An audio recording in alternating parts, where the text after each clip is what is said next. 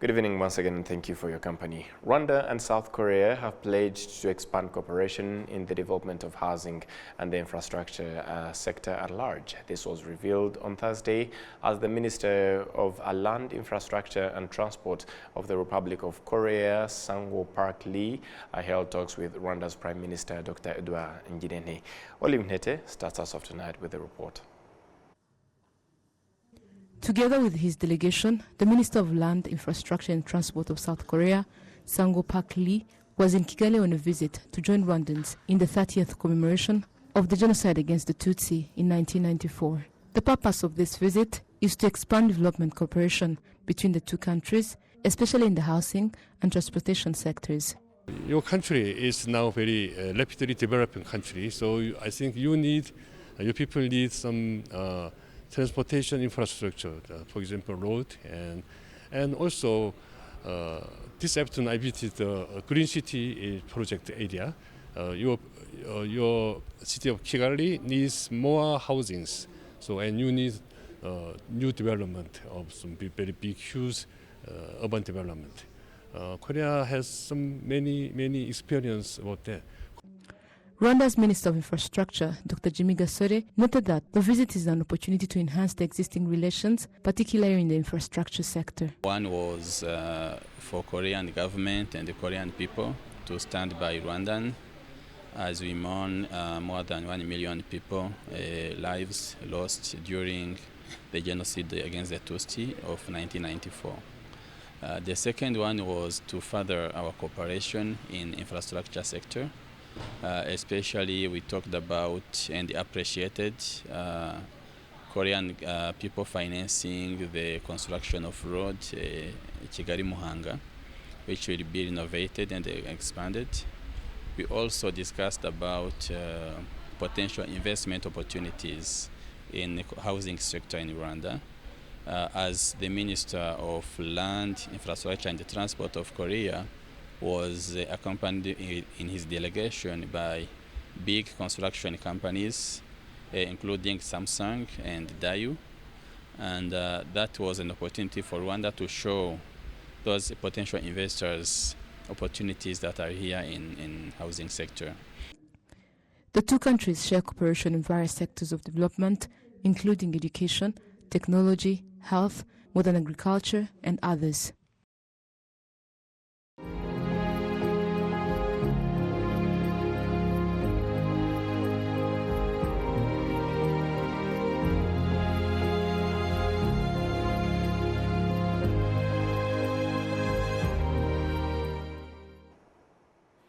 Executives at the Bank of Kigali have stated that they take measures to prevent division policies among the employees and the bank's clientele. The bank has held a commemoration event to remember the victims of the 1994 genocide against the Tutsi. Ambroise Rugambwa had a sister who worked at the Bank of Kigali before the genocide against the Tutsi, and she was among the first to be killed when the atrocities began.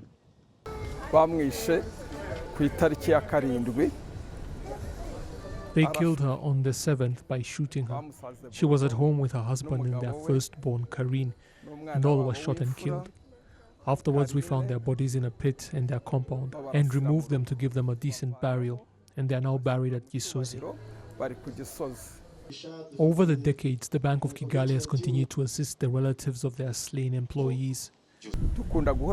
We meet and hold discussions with them frequently and tell them of our requests, all of the while exchanging ideas.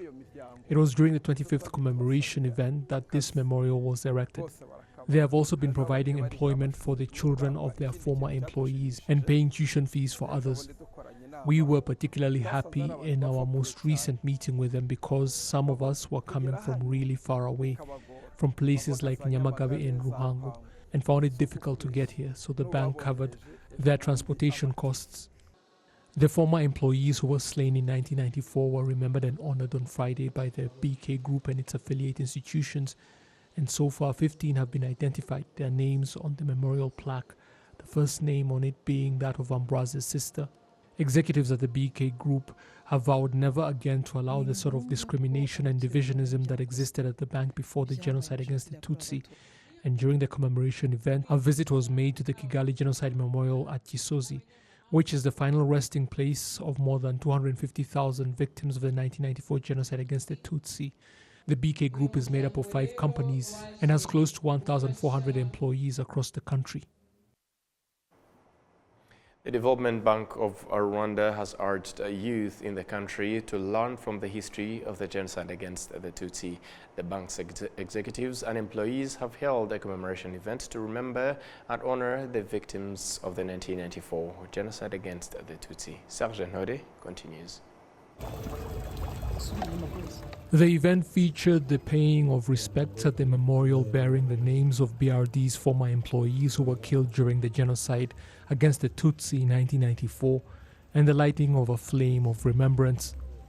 During her address, the chief executive officer of the bank announced that records have begun to be made and the names of all former employees of the Development Bank of Rwanda sought and recorded. Pishetka Metasainzoga also noted that during the 30th commemoration of the genocide against the Tutsi, a lot of effort has gone towards teaching the country's youth about the atrocities that were committed here in Rwanda during the 1994 genocide against the Tutsi. During the commemoration event, a presentation was made on the genocide, and the testimonies were heard from genocide survivors who spoke about their experiences during the country's darkest period in its entire history. On Friday, One Acre Fund Rwanda, an agriculture service provider dedicated to supporting smallholder farmers, held an event to commemorate the genocide against the Tutsi. Cedric Irakoze reports. The commemoration activities started in Kamonyi district, where the One Acre Fund helped one of its members, Jean-Baptiste Sendanyoye, who was given a variety of foodstuff and helped him to renovate his own living house. The CEO of this fund in Rwanda, Belinda Bwiza, noted that the initiative stems from the fact that the majority of the organization employees are young people, and this was opportunity to help them learn a bitter history of the country. And so it's very important that we use this time to teach the youth our history. So we take this very seriously to be able to teach the events that happened in the genocide against the Tutsi, so that the youth can remember. And also we're hoping for the youth to continue to take this forward, to be able to rebuild our nation, to be able to continue this message forward so that we can thrive as a nation. And it's really in the hands of the youth to do this and pay this forward for generations to come. As youth, we got to learn that we've come from afar as a country, especially from those terrible incidents in 1994 and where the genocide was when it started against the Tutsi. As youth, we get to learn the history of our country, the root causes of the genocide, what caused that, so that we get to know how to prevent against that and fight against genocide ideology. The organization was founded in 2016 and has more than 800,000 members across the country. Some of its members are the survivors of genocide against the Tutsi. Cedric Irakoze, RTV News. Thank you, Cedric. When the atrocities of the 1994 genocide against the Tutsi were being committed here in Rwanda, the international media did not give the coverage they truly deserved for a number of reasons, none of which ultimately justified the world's silence, as more than 1 million Tutsi lost their lives in just 100 days. One journalist at the time has regretted why he did not cover the event as he should have, and explained the circumstances that led to his decisions 30 years ago and how it impacted him until today. If we take my own decision-making specifically as a jump-off point for trying to understand how the media initially reacted to news of large-scale killings coming out of Rwanda in April 1994. So I was the correspondent in Johannesburg for New York Newsday at the time. You have to remember the context of that time. The Berlin Wall had fallen, people were writing books about the end of history, communism had collapsed, Mandela walked out of prison. That was a seismic event globally. Everybody who was already a young adult at that time at least knew where they were when Mandela walked out of prison. So there was this sense of the world is heading in a decisively more positive direction. We knew apartheid was going to crash now. And so New York Newsday at the time did not have any bureau in Africa. So I was sent to Johannesburg in April 1992 to go open our Africa Bureau and create the infrastructure for covering the process that led to the end of apartheid. So now this was an obsession of mine at the time. If you are an African of a certain age, at least growing up in metropolitan Africa, South Africa was your obsession because it was the last bastion of white rule on our continent. So whether you were in university or you were a young journalist and so on, we were all very agitated by the desire to see the end of apartheid in South Africa. So when this was now finally happening, election date had been set for April 27, and the campaigns were in high gear. I was completely obsessed about covering this whole process at the time.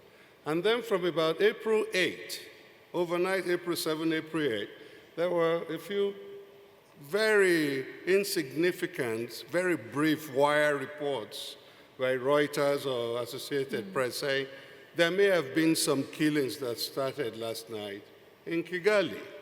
Now, we are about to taste victory. And I'm talking not so much as a journalist, but as an African growing up on this continent, seeing the end of apartheid, we're seeing the finish line.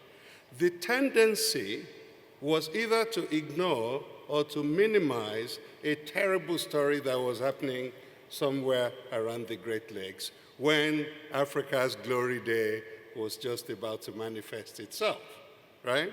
So I was also the only one covering the entire continent at the time for New York Newsday, and therefore I stood with the South Africa story. I wanted to see Mandela vote on April 27 just for my own life's experience, as well as to witness his swearing in on May the 10th. So even though in subsequent days, as we moved into the middle of April and late April, it was now clear that something significant was going on, I held on until the 10th of May, when Mandela was sworn in as South Africa's first democratically elected president, before I jumped on the plane and came to Rwanda for the first time to start covering the genocide. By this time, the genocide was about 5 weeks into its span of roughly 100 days, I think it took before the RPF finally surged into Kigali and put an end to the mass killings. So it was, at least in my case, and I suspect for most people for various reasons, we preferred this story of human transcendence, of this extraordinary story of triumph. I think my sister was mentioning something about people preferred happy endings. That was clearly a story of a happy ending. We wanted that story. And so, to me, I think in looking back the last 30 years, that was probably the decisive factor. The other thing to consider was the stereotypical image of Africa was where bad things happened, where children with flies around their noses.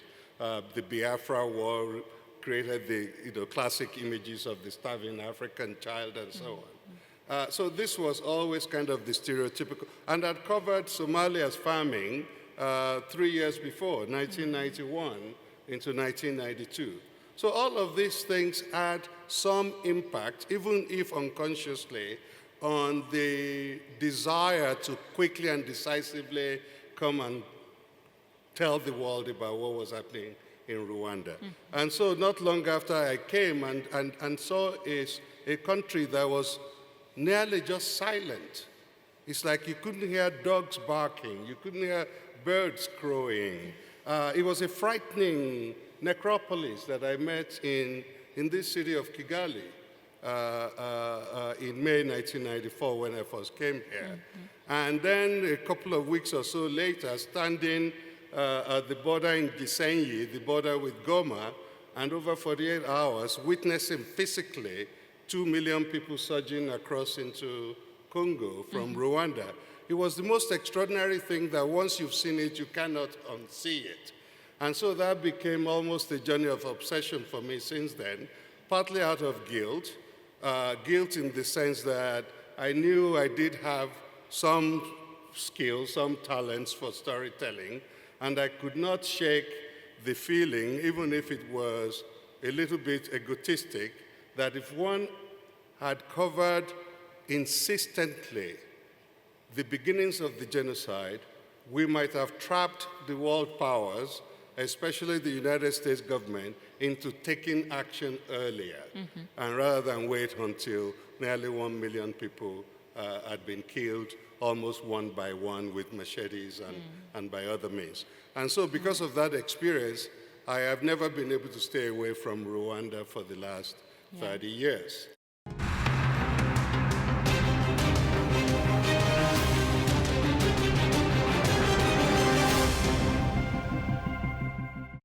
And that's all from us here at RB's Rwanda Television News. On behalf of the entire news production as well as the technical team that made it happen, many thanks for being with us. And up until next time, stay safe and have a great evening. Goodbye for now.